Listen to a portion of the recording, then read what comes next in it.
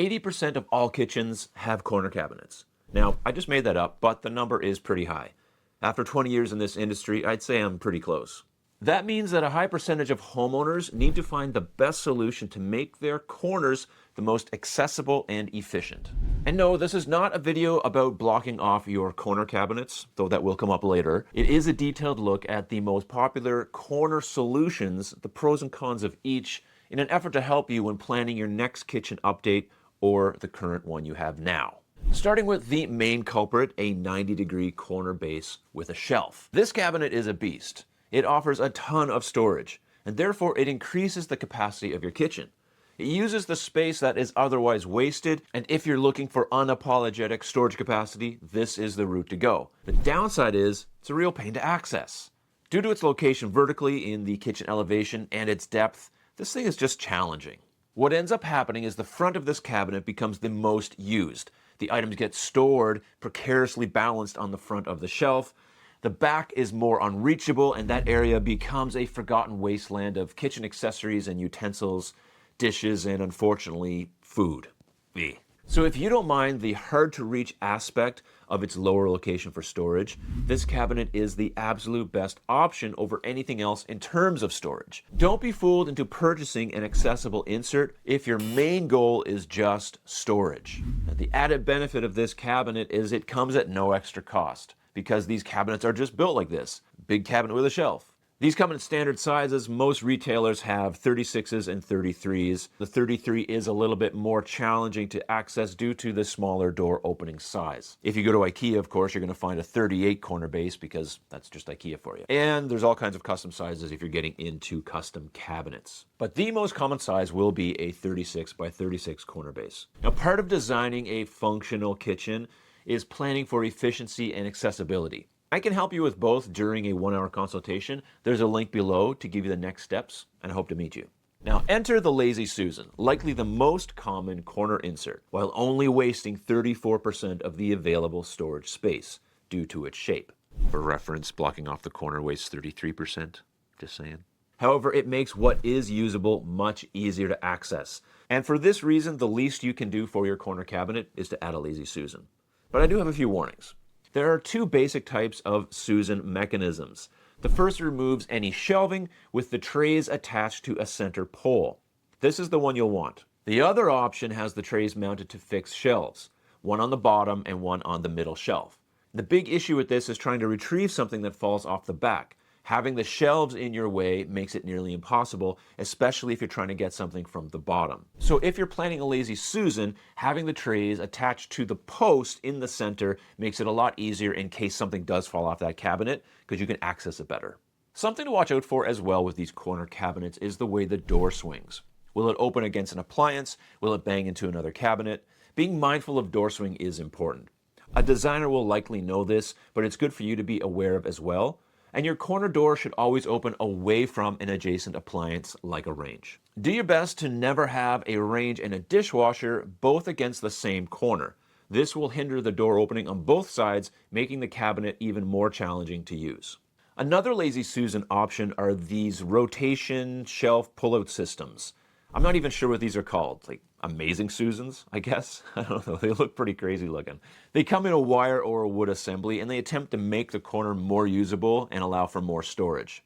I'm not even sure how this thing fits in the cabinet in the first place. It looks like you'd have to actually take off the countertop and insert it from the top, or you assemble it inside the cabinet. It's just massive looking. And if something ever falls off of this, I don't know how you'd ever retrieve it. However, it's a decent attempt at trying to reclaim some of that precious corner space. Now, these are the most common solutions for 90-degree corners. While there are many custom DIY hacks, I only want to focus on the most common, easy-to-find options. Now, the next corner cabinet by far is the worst, but it has the potential to become the best solution depending on the insert that you put in it. The blind corner gets its name from the blind portion of the cabinet that's unseen when the door is open. In one way, it's slightly better than a 90-degree corner cabinet in that it allows for better use of the cabinetry that meets the blind, meaning a wider drawer bank or other cabinet that's adjacent to it, but still it's the worst overall. You would need to be a contortionist to really reap the advantages of the storage capacity of these cabinets. And that's not a joke. Without some kind of accessory, this portion of the cabinet is a complete lost cause. Homeowners who struggle with blind corners are the easiest to convert into having a corner blocked off in a renovation, because it's so easy to show them the advantages of making the accessible portion of the blind even more functional.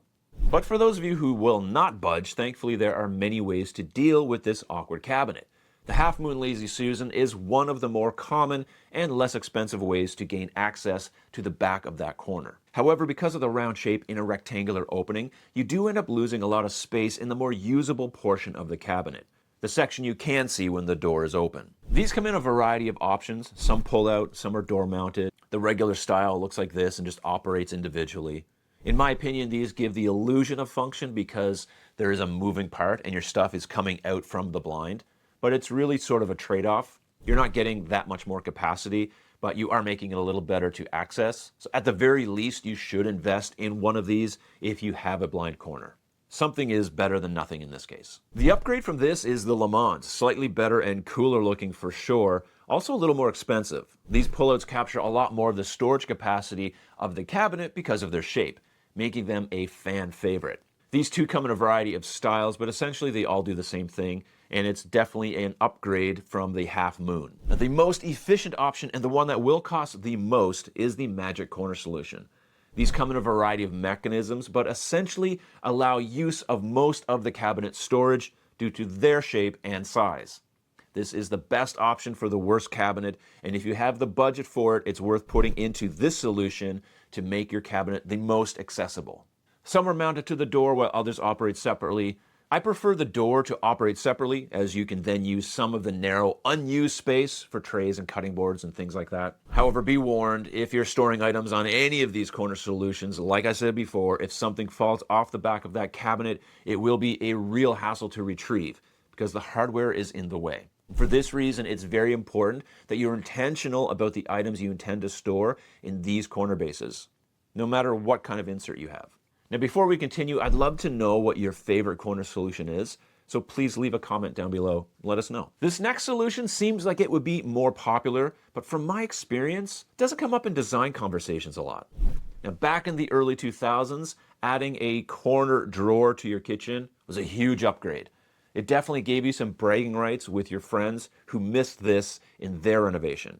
But what I've been finding is homeowners are generally more aware of finding a balance between storage capacity and accessibility in their kitchens, making the corner drawer option less attractive as it clearly wastes more cabinet than it uses. And with options like the big carousel insert that we've seen before that also has drawers which pull out but also uses more of the capacity of the cabinet, it doesn't make sense to invest in corner drawers as they will most definitely be a more expensive option.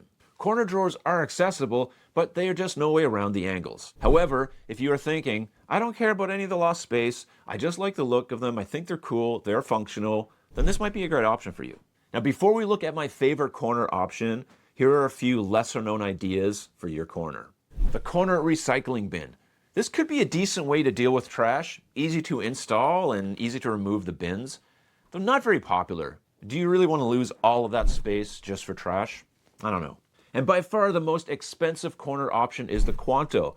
This beast of a mechanism will cost you over $4,000, but it reclaims the blind or wasted space in a very unique way. You'll definitely be the only kitchen in town with one of these. And if I had an indefinite budget, I would just put one of these in my kitchen just for kicks.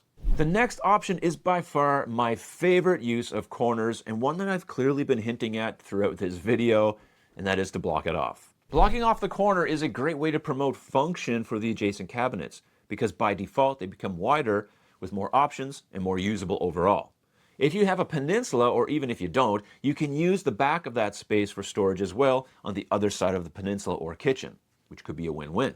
But I understand the pushback, and I pushed back for years on this idea until my boss and mentor just said, stop wasting your time with corner cabinets, block them off and forget about it. He didn't even explain to me why, he just sounded so confident. And then I listened. He was right. At least in my experience, I've done this in my own kitchens, and I've never regretted it. But I also realized that this is not for everyone. Don't be afraid to explore this idea in your next kitchen renovation, along with the other options to make the corner work for you the best that it can. The key to corner cabinets is proper planning and expectation of how you plan to use the space. So check out this video where I review corner cabinet solutions I found on TikTok. You might find something in there that works for you.